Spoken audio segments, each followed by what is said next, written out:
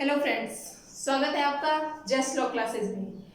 Last video में हमने जो हिंदू लॉ का था, हिंदू सक्सेशन एक्ट से रिलेट था कि कब कोई व्यक्ति जो पार्टीशन हो चुका है उसको रीओपन करवा सकता है। कुछ स्टूडेंट्स के मैसेज आए कि मैडम पार्टीशन किस तरीके से होता है, तो आज हम पढ़ने वाले हैं कि पार्टीशन के जो टाइप्स हैं, कि कोई भी जो प्रॉपर्टी है उस प्रॉपर्टी को किस तरीके से, कौन कौन से उसके तरीके हैं, कौन कौन से वो टाइप्स हैं जिस हिसाब से प्रॉपर्टी को डिवाइड किया जा सकता है। तो कोई भी प्रॉपर्टी है जो संयुक्त हिंदू परिवार की है, प्रॉपर्टी मैंने आपको दो प्रकार की बताई थी कि एक तो वो प्रॉपर्टी जो पीछे से आ रही है और एक सेल्फ एक्वायर प्रॉपर्टी यानी कि स्व अर्जित प्रॉपर्टी कहलाती है। तो जो पीछे से प्रॉपर्टी आ रही है उस प्रॉपर्टी में 3 पीढ़ी तक हक चला जाएगा।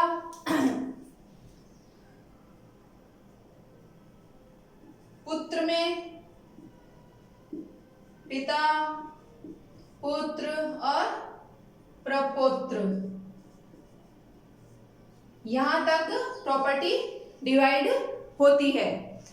अब प्रॉपर्टी में जो डिवाइडेशन होगा उसमें पुत्र के बराबर ही पुत्री को भी अधिकार दे दिया गया है।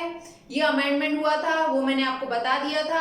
2005 के अमेंडमेंट के बाद में पुत्री को भी बराबर राइट दिया गया है। तो आज हम सिर्फ ये पढ़ने वाले हैं कि प्रॉपर्टी को जो डिवाइड करने के जो तरीके हैं वो कौन कौन से दिए गए हैं। तो सबसे पहला क्या है? घोषणा द्वारा।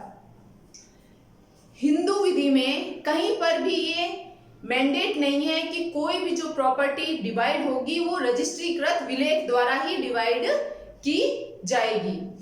घोषणा द्वारा प्रॉपर्टी पार्टीशन जो उसका है उसका डिवाइडेशन पार्टीशन किया जा सकता है। अब वो घोषणा चाहे वो मौखिक हो या लिखित हो, दोनों तरीके से वो जो घोषणा है वो अप्लाई मानी जाएगी। तो ये है पहला तरीका प्रॉपर्टी को क्या करने का, पार्टीशन करने का। उसका पहला तरीका ये है। दूसरा है वसीयत द्वारा। वसीयत द्वारा ये आपको नाम से ही पता चल गया होगा कि विल के द्वारा जो प्रॉपर्टी है वो प्रत्येक हिस्सेदार को जिसको उस प्रॉपर्टी में अपना अपना अंश मिल रहा है उस अंश के हिसाब से प्रॉपर्टी को वसीयत के द्वारा डिवाइड किया जा सकता है। तो दूसरा तरीका क्या हो गया कि वसीयत के द्वारा भी प्रॉपर्टी डिवाइड की जाती है। नॉर्मली आप सुनते रहते हैं। थर्ड है धर्म परिवर्तन द्वारा। मान लीजिए कि किसी व्यक्ति ने अपना, उस संयुक्त परिवार में से किसी व्यक्ति ने अपना धर्म परिवर्तन कर लिया है, तो जो व्यक्ति धर्म परिवर्तन कर लेता है वो हिंदू नहीं रह जाता, और जब वो हिंदू नहीं रह जाता तो उसे प्रॉपर्टी में हिस्सा भी नहीं दिया जाता है।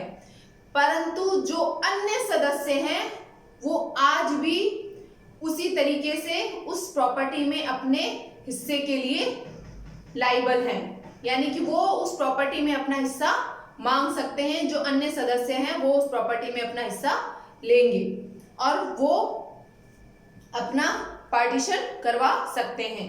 तो इस तरीके से भी क्या होगा, प्रॉपर्टी का जो पार्टीशन है वो किया जा सकता है। फोर्थ पॉइंट आता है समझौते द्वारा। अब समझौते क्या है?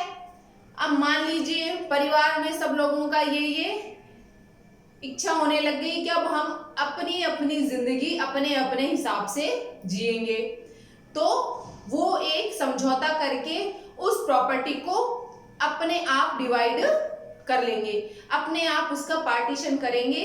जो पार्टीशन क्या कहलाएगा? समझौते के द्वारा पार्टीशन कहलाता है। इस तरीके का पार्टीशन भी नॉर्मली बहुत बार घरों में होता है, जहां पर ये होता है कि हाँ फैमिली के कुछ मेंबर अपने अपने हिसाब से अलग हो चुके हैं, तो वो उस समझौते के द्वारा प्रॉपर्टी का पार्टीशन कर लेते हैं। तो ये भी पार्टीशन करने का एक तरीका है। 5 नंबर क्या है? वाद द्वारा। अगर किसी भी संयुक्त परिवार के किसी भी मेंबर ने कोर्ट में प्रॉपर्टी से रिलेट कोई स्यूट फाइल कर दिया है तो प्रॉपर्टी का वही क्या कर दिया जाएगा? पार्टीशन हो जाएगा।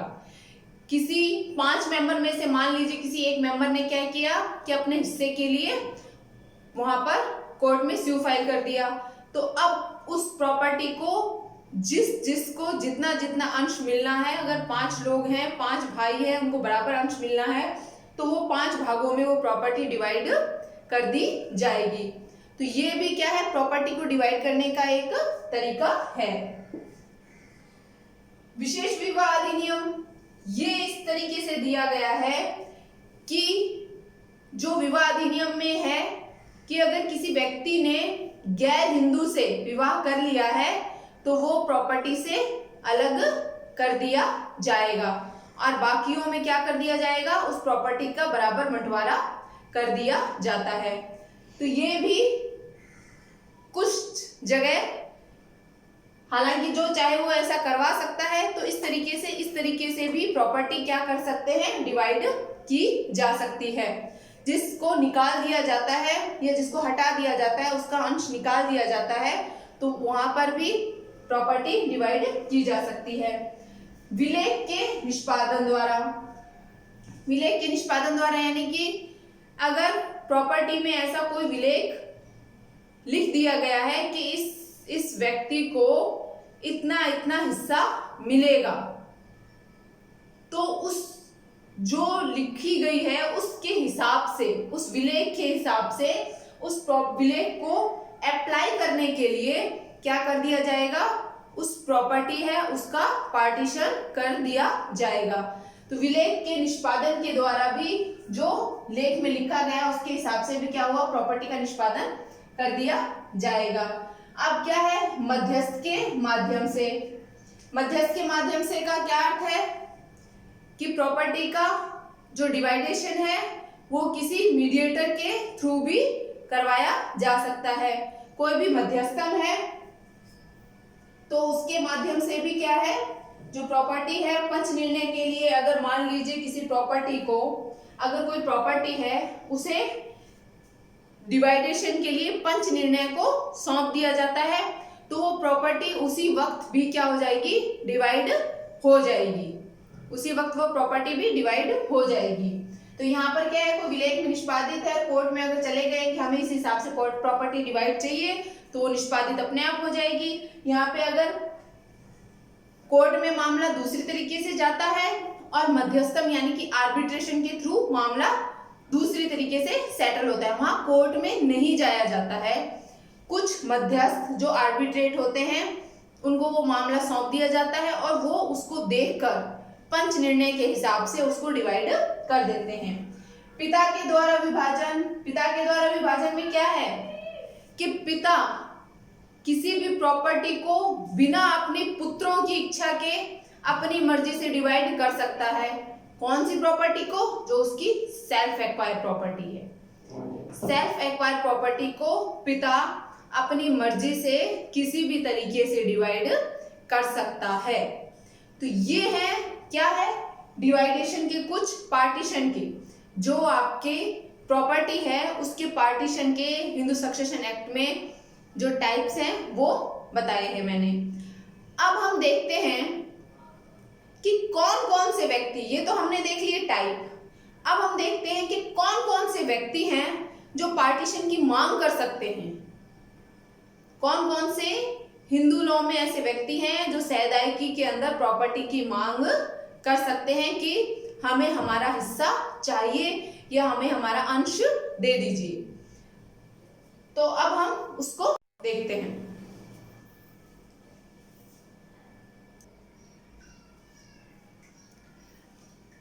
अब हम देखते हैं कि सहदायिकी में कौन कौन, यानी कि संयुक्त जो प्रॉपर्टी है, हिंदू परिवार की जो प्रॉपर्टी है, उसमें कौन कौन से व्यक्ति हैं जो क्या कर सकते हैं? अपना हिस्सा मांगने की उनको अधिकार है। कि कौन कौन अपना हिस्सा मांगने के अधिकारी हैं? जो संयुक्त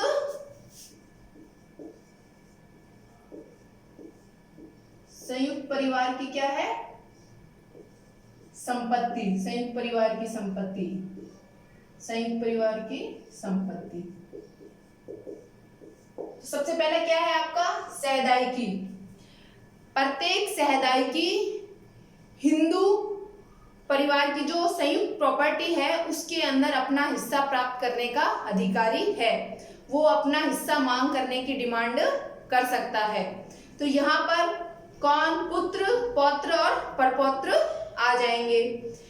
कोई भी व्यक्ति जिसको अपना हिस्सा मिल रहा है, मान लीजिए कि अगर पिता का है, वह पिता है और उसके ABC ये 3 पुत्र है, तो उस विभाजन में इन तीनों को भी अपने पिता के बराबर हिस्सा मिलेगा, यानी कि सबको इक्वल हिस्सा मिलेगा, अपने पिता के बराबर ही उसको इक्वल हिस्सा मिलेगा। तो ये होती है संयुक्त हिंदू परिवार की प्रॉपर्टी। जब डिवाइड होगी तो वो उनको उसके बराबर हिस्सा मिलेगा।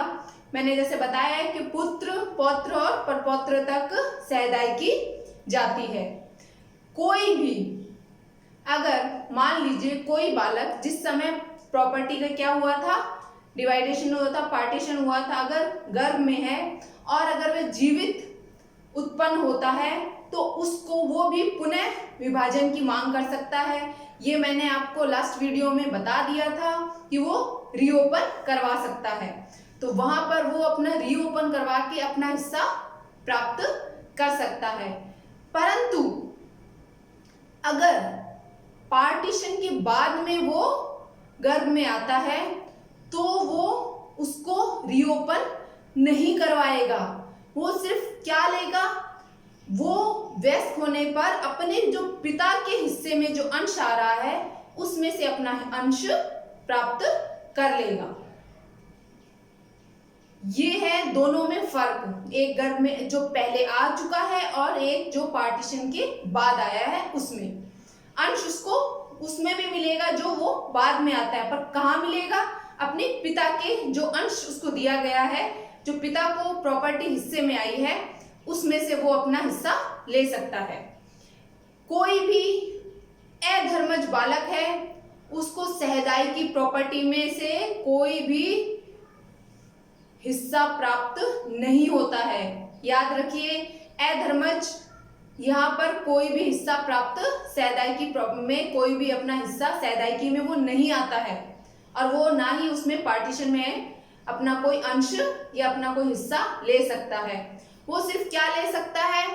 वो केवल भरण पोषण ले सकता है।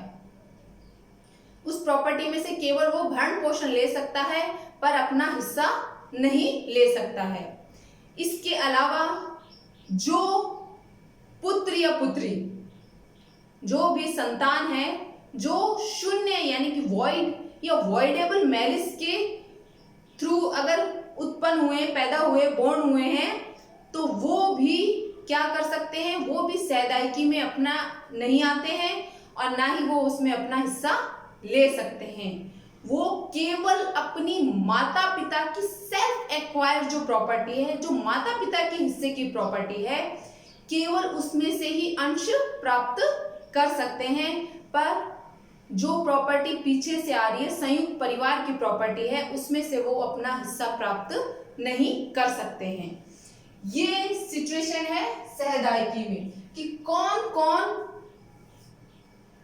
इसमें अपना हिस्सा ले सकते हैं और कौन कौन नहीं ले सकते हैं। तो जो सहदायिकी में आ गए वो सबके सब अपना हिस्सा ले सकते हैं। 3 पीढ़ी तक आ जाती है, पुत्र, पौत्र और परपौत्र आ गए इसमें, जो वो अपना हिस्सा ले लेंगे। जो गर्भ में बालक आ चुका है वो ले लेगा, जो गर्भ में बाद में आया है वो पिता के अंश में से ले लेगा। अधर्मज बालक नहीं ले सकता है, सिर्फ क्या कर सकता है? वो भरण पोषण प्राप्त कर सकता है। और जो वॉइड और वॉइडेबल मैरिज से जो बच्चे बोर्न हुए हैं वो क्या कर सकते हैं? वो केवल अपने माता पिता की जो प्रॉपर्टी है उससे भिन्न इस प्रॉपर्टी में से कोई हिस्सा नहीं ले सकते हैं। ये है सबसे पहला आपका जो अंश पाने के जो अधिकारी हैं वो सहदायिकी में जो आते हैं और नहीं आते हैं वो मैं आपको बता चुकी हूँ। सेकंड पॉइंट आता है आपका विधवा माता। तो वो जो विधवा माता है वो कभी भी क्या है, इस प्रॉपर्टी की में से जो डिवाइडेशन है उसकी मांग नहीं कर सकती है। वो ये नहीं कह सकती कि मुझे मेरा हिस्सा दे दो। उसको हिस्सा कब मिलेगा, जब इसके पुत्रों में जब वो प्रॉपर्टी बंटेगी तब उसको उन पुत्रों के बराबर का अंश मिलेगा। मैंने आपको बताया, मान लीजिए ए है, उसके एक सन है, दो सन है और 1 डॉटर है, एक वाइफ है, एक मदर है, ये मर चुका है। तो जब ये ऐसे हिस्से में मांग नहीं कर सकती, पर जब इसकी प्रॉपर्टी इसके तीनों बच्चों में बंटेगी तो उसके बराबर का हिस्सा वो भी मांग सकती है। तो यहां पर उसको भी उसके बराबर हिस्सा प्रॉपर्टी में मिलेगा। थर्ड पॉइंट आता है आपका पत्नी का। अब सेम सिचुएशन यहाँ पत्नी की भी है। जिस तरीके से ये हिस्से की मांग नहीं कर सकती है, पर जब उसमें हिस्से का डिवाइडेशन होगा, जब पार्टीशन होना शुरू हो जाएगा तो वो अपने बराबर का हिस्सा वो उसमें से ले सकती है। सेम उसी तरीके से जिस हिसाब से मदर मांग सकती है, विधवा माता मांग सकती है, उसी प्रकार जो विडो है वो अपने जब पुत्रों के बीच में, उसके जब पुत्रों के बीच में क्या होगा, डिवाइडेशन होगा प्रॉपर्टी का, तो वो भी क्या कर सकती है, उस प्रॉपर्टी में से अपने इक्विवेलेंट हिस्सा लेगी, उनके बराबर। यहाँ पर ये अपने यहाँ पे इसके पौत्र हो गए, पौत्रों के बराबर हिस्सा ले लेगी, और यहाँ पर ये पुत्रों के बराबर अपना हिस्सा लेगी। तो इस प्रॉपर्टी के अगर कितने भागों में डिवाइड होगा, ये पूरी प्रॉपर्टी 1/5, 1/5, 1/5 के इक्विवेलेंट डिवाइड कर दी जाएगी, बराबर हिस्से में आएगा। तो यहाँ पर ये मांग नहीं कर सकते हैं, पर जब प्रॉपर्टी डिवाइड होगी तो ये उसके बराबर अपना हिस्सा लेंगी। जब उनकी प्रॉपर्टी यहाँ इसके पौत्रों में मिलेगी और यहाँ पर अगर उसके पुत्रों में डिवाइड होती है उसकी प्रॉपर्टी और उसका पति का कोई अंश है तो वो उसमें डिमांड कर सकती है।